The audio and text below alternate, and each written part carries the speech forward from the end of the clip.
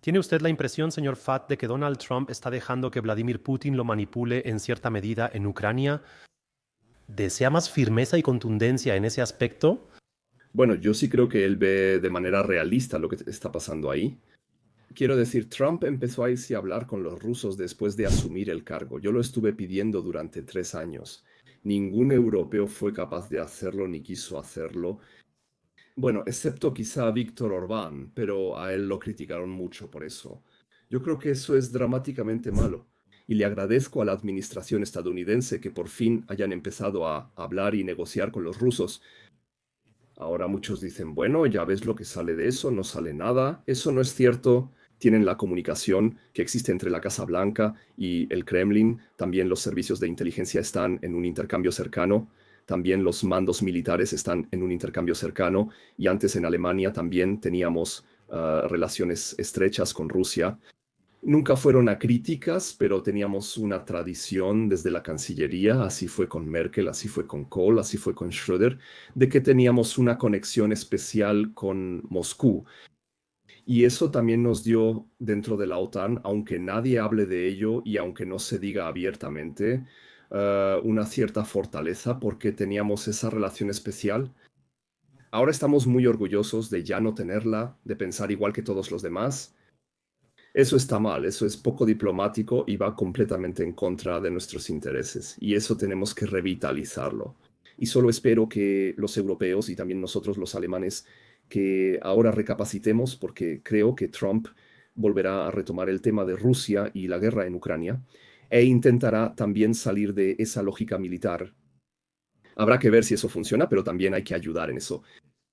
Eso no tiene nada que ver con que tengamos que hacer más por nuestra disuasión militar dentro de la OTAN. Por eso también celebro el fortalecimiento de nuestras capacidades, tal como se decidió ahora en La Haya durante la cumbre de la OTAN. Pero al mismo tiempo también tenemos que volver a tener una relación, aunque siga siendo crítica, con Rusia. Eso debe ocurrir, especialmente desde el punto de vista alemán, es un error fundamental desde la perspectiva alemana si no queremos eso y es lo que está pasando actualmente. Y también espero que nuestro gobierno cambie en ese aspecto y que simplemente trate de manera más sensata con este socio difícil que es Rusia. Usted acaba de mencionar la cumbre de la OTAN que se avecina. ¿Cree que Donald Trump será celebrado como el gran ganador? Bueno, ya lo es. Bueno, eso es bastante claro, que ahí lo celebran como el gran héroe y los países europeos que el vicepresidente de Estados Unidos, Vance, llamó hace medio año estados clientelares, o sea, una especie de vasallos, lo aclaman y le preparan una gran bienvenida y están totalmente felices de que siquiera participe. Y sí, me molesta un poco esta sumisión de los europeos y sobre todo de los alemanes. Pero eso me molesta, aunque en el fondo refleja las verdaderas relaciones de poder. Los estadounidenses, y no los europeos o alemanes, son quienes determinan la política internacional de seguridad exterior. Pero tenemos que volver a asumir ese papel. En el pasado tuvimos cancilleres que lo hicieron. Solo pienso en los debates sobre el rearme durante los gobiernos de Helmut Schmidt y Helmut Kohl. Fueron difíciles. Fue muy difícil llegar a un acuerdo con los estadounidenses, donde desde la perspectiva alemana y europea también estuviera bien. Y hemos tenido cancilleres que no solo obedecieron ciegamente diciendo, sí, Washington, lo haremos así. Eso también me molesta, que no mostramos suficiente fuerza en ese aspecto. Y sí, espero que eso simplemente cambie en el futuro, porque Europa también está muy exigida. Este artículo, las 5 obligaciones de la OTAN, me refiero al paraguas nuclear de los estadounidenses para los europeos, todo eso se ha vuelto frágil. Europa y Alemania deben buscar nuevos caminos. Tenemos que, tome el ejemplo de los misiles de alcance medio que vamos a desplegar el próximo año, sistemas estadounidenses en Alemania, donde no sabemos cuándo, cómo ni a dónde se utilizarán en algún momento. Eso ya no puede ser así. Para mí también forma parte del cambio de época decir que si vamos a desplegar misiles en Alemania, entonces deben ser sistemas alemanes y europeos. Y tenemos una excelente industria armamentista que también debo utilizar para eso. Y cuando obtengamos estos misiles, debemos tener acceso a ellos. También forma parte de este cambio de época que dejemos de delegar la seguridad de nuestro país y también de Europa, simplemente delegándola transatlánticamente. Eso ya no es posible, es imposible. Por eso debemos repensarlo. Me parecen geniales sus ideas. Lo que me ha molestado recientemente fue el manifiesto de paz de izquierda del Partido Socialdemócrata de Alemania, que fue completamente destrozado política y mediáticamente. Y realmente tenía enfoques muy, muy buenos y pacíficos. ¿Por qué Alemania se ha vuelto tan belicista y cómo salimos de este problema? Esto nos está llevando directo al fracaso. 80 años después del final de la Segunda Guerra Mundial, parece que muchos han olvidado el verdadero significado de la guerra. Así que hay que tener mucho cuidado. Así que esta ligereza con la que se ha tratado y se trata la guerra aquí en Alemania, incluso por parte de políticos, pero también de personas como los medios de comunicación, los creadores culturales, la disposición en el fondo de decir, sí, ¿por qué no? Si hay guerra, entonces existe el plan de operaciones para Alemania y cumpliremos con nuestro deber. Muchos no tienen claro lo que eso significa para nuestro país, porque esa guerra se desarrollaría de manera diferente a como nos la imaginamos todos los días cuando estamos sentados frente al televisor. Ahí hay aviones en el aire, lanzan bombas y luego pelean allá atrás en algún lugar y nosotros estamos a salvo. No, entonces estaríamos en una gran inseguridad y por eso no debe llegar a eso y por eso este manifiesto del Partido Socialdemócrata de Alemania está justificado. Aunque lo critiquen, uno realmente debería pensar si está en el camino correcto y eso no tiene nada que ver con pacifismo o ser pacífico o con actuar de manera poco realista. Pero tenemos que lograr esa combinación entre fuerza militar y sensatez política, como lo tuvimos en el pasado, incluso durante la Guerra Fría. Y esa retórica de que no se debe hablar con Putin, que no se puede hablar con él, y esa criminalización y demonización de Rusia, eso simplemente es fatal, un error fatal. Eso no significa que no se condene lo que están haciendo en Ucrania. Pero para mí, entender significa primero que nada no comprensión y aceptación, sino que uno entiende a la otra parte. Porque si no, no se puede llegar a un modo razonable. Eso también aplica para el Medio Oriente. Satanizar a los mulás no nos lleva a ningún lado políticamente. Tenemos que interactuar con ellos y llegar a un acuerdo. También me parece muy interesante que los políticos y periodistas alemanes siempre hablen de un alto el fuego entre Israel e Irán lo más rápido posible, de una solución política al conflicto. Y en lo que respecta a Rusia, ahí sí son muy duros. Yo veo claramente esta contradicción y tenemos que resolverla. Usted escribió el prólogo del libro Al diablo con la guerra de Smedley Butler. ¿Qué pueden aprender los políticos, periodistas y militares de hoy de su claridad? Sí, Smedley Butler, yo edité ese pequeño libro y también escribí un prólogo porque Smedley Butler me cae muy bien en principio. Él no es alguien del movimiento pacifista, sino que fue un general activo en el Cuerpo de Marines de los Estados Unidos y recibió dos altas condecoraciones al valor. Y luego, al final de su vida, escribió ese pequeño libro, Al diablo con la guerra. Así que la guerra es un récord. Y lo traduje al alemán y escribí un prólogo para que quede claro lo que la guerra significa en esencia. Siempre ha sido y siempre será el significado de la guerra, corrijo de nuevo, para que quede claro lo que la guerra siempre ha sido, es y será un asunto brutal y sangriento, en el que siempre sucede que quienes impulsan las guerras no son los que se ven en el frente, en la zona de lodo, en la zona de muerte de las guerras. Eso también pasa con nuestros políticos. A menudo he tenido que pensar en las palabras de Smedley Butler cuando veía a políticos aquí con una fuerte retórica de guerra, que nunca han visto un cuartel por dentro, que nunca han tenido un arma en la mano, que nunca han experimentado la guerra en carne propia. Y Smedley Butler recordó que son los soldados sencillos, quienes al final pagan las consecuencias de la guerra, tal como ya lo describieron Ernst Jünger, Erich Maria y Mark. Y los que inician las guerras no son quienes realmente luchan en ellas. Y me parece muy loable que él haya hecho eso y también encaja en el debate actual que no se debe tratar el tema de la guerra a la ligera, sino que se debe abordar de manera racional siempre que sea posible. Sobre todo desde la perspectiva alemana, se debe evitar la guerra. Eso también está finalmente en nuestra constitución, es el mandato de paz constitucional. Las Fuerzas Armadas también tienen una misión defensiva. Alemania no se defiende en el Hindú Kush, Mali, el Dníper, ni en el Indo-Pacífico. La base de legitimación de nuestras Fuerzas Armadas es la defensa nacional y la alianza de la OTAN. Y ahí es a donde tenemos que volver.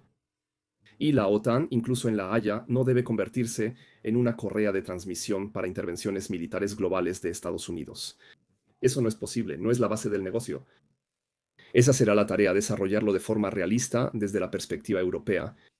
Y eso también es importante para Alemania. El libro de Smedley Butler, de solo 48 páginas, es una pequeña contribución para mantener viva la memoria. Se lee rápido, pero llega al fondo lo que realmente significa la guerra. Eso es algo que uno debe tener presente antes de ir a la guerra. Me fascina la claridad de tus palabras, sin duda lo enlazaremos abajo. ¿Sabe? Mi principio de vida, señor Fad, siempre ha sido que el futuro será positivo, el futuro será prometedor, pero solo los paranoicos sobrevivirán. Ese es un poco mi principio, porque las respuestas que nos dan allá afuera, las narrativas que se nos presentan, al final no tienen ningún sentido por ningún lado, y por eso encuentro que la claridad en sus palabras es realmente muy, muy ejemplar. Tengo aquí dos preguntas más de la comunidad. Usted es papá de dos hijos. ¿Cómo se puede imaginar a General Fat como papá? Primero debo corregir. Fui más aplicado y soy padre de 3 hijos. Tendría que preguntarle a mis hijos. En realidad no lo sé. Tengo una excelente relación con mis 3 hijos, 2 hijas y un hijo. Eso me hace muy feliz. Y eso también me hizo fuerte en todo este debate sobre Ucrania, que mi familia siempre me apoyó, también mi esposa. Y por eso estoy muy agradecido. Tal vez como alguien soltero no se podría soportar tan bien. Y sí, me veo en el papel de padre, siempre me he visto así, también como general, también como militar, pero también saben que papá puede ser distinto, eso no. ¿Qué le aconsejaría hoy a su yo de 18 años, en este mundo, en esta época? ¿Sabe qué, señora Sawi? El mundo siempre ha estado loco. Entonces, mire, si observa la historia de la OTAN, ahora tenemos la cumbre de la OTAN en La Haya. Siempre hemos estado al borde de guerras en la historia de la OTAN. Y todo comenzó con el bloqueo de Berlín, eso fue incluso antes de la fundación de la OTAN. Y sobre todo la guerra de Corea con potencial de convertirse en una guerra mundial. Luego tuvimos la insurrección de Hungría en el 56, que tuvo un nivel de escalada muy alto, donde el entonces presidente estadounidense Eisenhower, que fue general en la Segunda Guerra Mundial, dijo: por Hungría no voy a empezar una tercera guerra mundial. Él no entregó armas, y tuvimos la crisis de Cuba en el 62 al borde de una guerra mundial. Luego la invasión del Pacto de Varsovia a Checoslovaquia con casi 500.000 hombres, es decir, una magnitud muy superior a lo que los rusos están haciendo actualmente en Ucrania. Tampoco ahí la OTAN intervino ni dijo: ahora vamos a liberar a Chequia y Eslovaquia. No, se actuó con sensatez. Se reforzaron, se pusieron en alerta, se movilizaron, pero se intentó resolver el asunto políticamente. Así que siempre fuimos, el mundo siempre ha estado un poco loco. Eso es un pequeño consuelo en cierto modo, y eso tampoco va a cambiar. Y ahí es donde, como político, sobre todo se requiere inteligencia política. Así que nada de retórica bélica, sino que se manejen las cosas con sensatez. Esto es crucial, especialmente desde la perspectiva alemana, ya que si ocurre algo, como lo describí en mi libro Ernstfall für Deutschland, en caso de una guerra europea estaremos en el centro de todo. Eso no puede ser una opción. También debo decir, cuando tenía 18 años, juré servir valientemente a mi país, defenderlo con valentía. Y eso también es una línea roja para mí hoy. Y yo no participo cuando los políticos ponen en juego a la ligera todo lo que hemos construido después de 45 años. Y eso no está bien. Y eso también me motiva a involucrarme en este asunto. ¿Realmente cree usted, señor Pfad, que en Alemania podría haber una guerra de cualquier tipo en los próximos 15 años si esta espiral de escalada continúa? Es verdad, estamos cerca de la guerra. Y me preocupa cuando escucho con qué ligereza estamos manejando esto, especialmente con respecto a Ucrania, y que no estamos preparados. No me molestan los envíos de armas ni el apoyo a Ucrania, todo eso está bien. El país fue atacado ilegalmente y es correcto que ayudemos, pero que hasta hoy no estemos dispuestos, desde la perspectiva europea, a encontrar una solución política, que no estuvimos ni estamos dispuestos a reflexionar sobre un concepto estratégico de cómo terminar esta guerra y qué hacer después, que hemos establecido objetivos poco realistas con la recuperación de Crimea y el Donbass, que adoptamos una retórica en la que queríamos llevar la guerra profundamente a Rusia, destruir ministerios rusos. Con Taurus posiblemente no nos importaba nada, y eso no puede ser, no está bien de ninguna manera. Eso hay que abordarlo de otra manera, y si no lo hacemos, terminaremos en una guerra. Pero estoy un poco tranquilo. Puede que muchos políticos alemanes quieran la guerra o la acepten, pero no pueden hacerlo. Eso me tranquiliza un poco. Así que una guerra de Europa contra Rusia no ocurrirá sin Estados Unidos. Eso no es efectivo, y ni siquiera vamos a poder lograrlo. Los estadounidenses y la administración actual no quieren una guerra, lo cual me tranquiliza. Pero me preocupa la retórica en Europa. Incluso la Comisión Europea está al tanto de lo que está sucediendo ahí. El armamento y la fuerza militares también. Que pongamos a nuestras fuerzas armadas al día, eso está bien, pero eso no es todo. Lo otro, y este segundo pilar que siempre hemos tenido en la OTAN, el diálogo, la creación de confianza, el desarme, las medidas para generar confianza. Con eso tenemos que empezar ahora. Y ese fue, por ejemplo, también el impulso de ese manifiesto que fue tan criticado. Debemos considerar y reflexionar sobre nuestras acciones y sus consecuencias. General Fad, sus excelentes ideas son fascinantes. Muchas gracias por compartirlas. Muchas gracias por ser un constructor de puentes que quiere fomentar la paz. Y creo que muchísimos políticos allá afuera deberían tomar en cuenta sus palabras. Creo que entonces definitivamente tendríamos una Alemania mucho más pacífica y un mundo mucho más pacífico. Le deseo todo lo mejor. Muchas gracias, señora Sawi.